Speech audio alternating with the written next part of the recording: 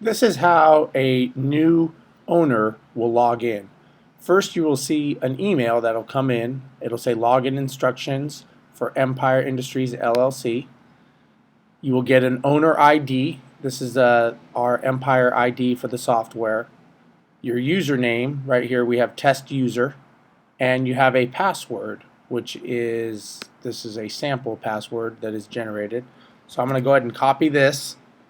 Username is test user.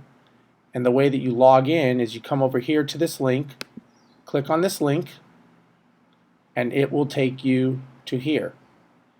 Some of the information will propagate. You'll have to add the username, test user, it's already in here. And then I just copy and paste that, hit login. Now it's going to ask you a couple questions to change your password. Select a challenge question. Pet name. My dog. Current password. Again, I'm just going to copy and paste. Enter a new password.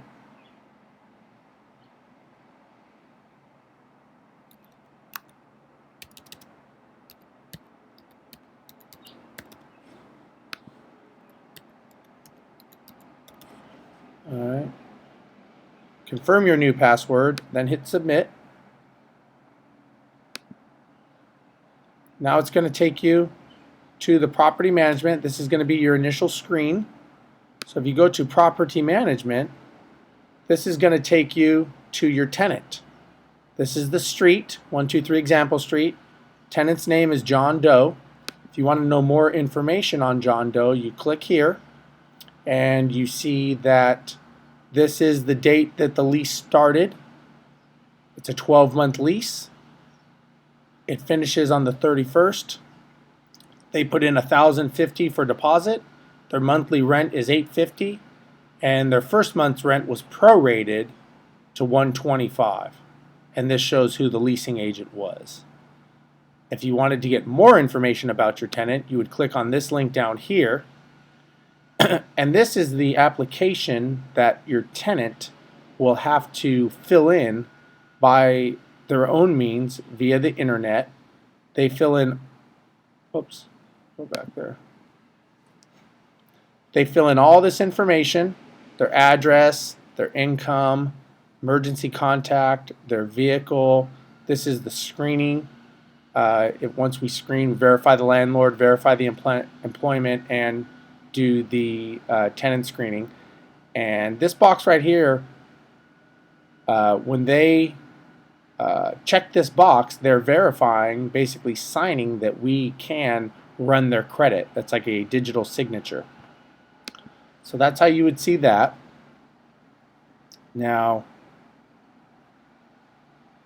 you go over here to reports, and this will show you all the reports that you would want to see. So let's say, for example, delinquency report. You would pull this,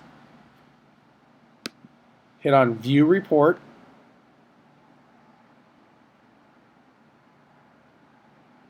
and this shows that John Doe owes $125. He's not 30 days, not 60, not 90. This is what he owes. He owes $125 balance. So this tenant is delinquent.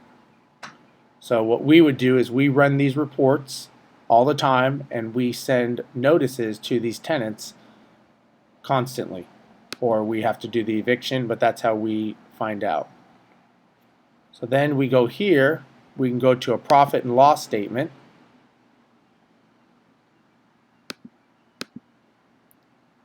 Okay. View report.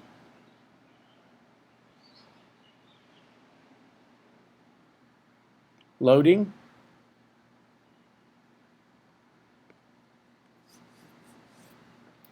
And this is your profit and loss for the month.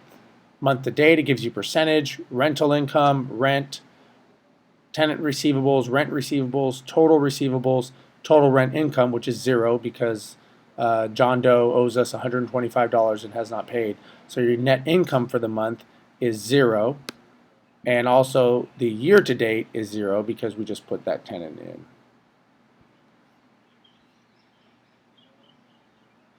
You can also pull a rent report.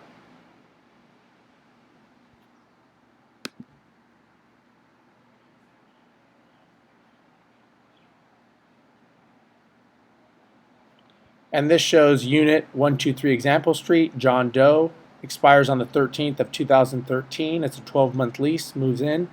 They have not vacated, they're still living in there. We have not received the security deposit money. They have a 0 balance. The rent is $125 and they have a balance of $125. So you can pull a rent roll report on your property and you can see what is owed. And if you go back to the home page, you can pull right here on the quick view of John Doe. Shows the rent is $850, how many days are left in their lease. And something else I just want to show you is when you go into John Doe, any notes that we put into your tenant's file, if the tenant calls and says something that they're going to pay their rent late or anything that's going on,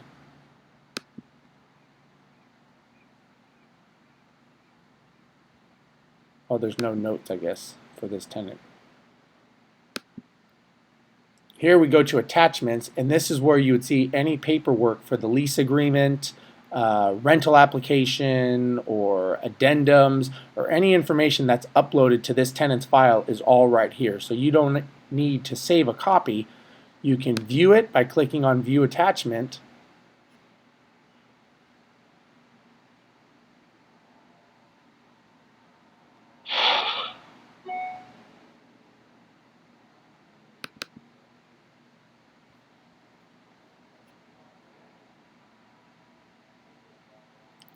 And there is the tenant's lease right here. Now, if you wanted to save it, you could obviously just save it for your own records to your own file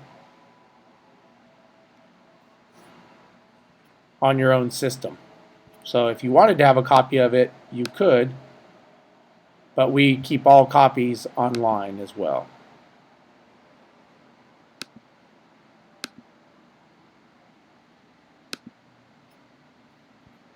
And that is pretty much everything that you can see inside of our system.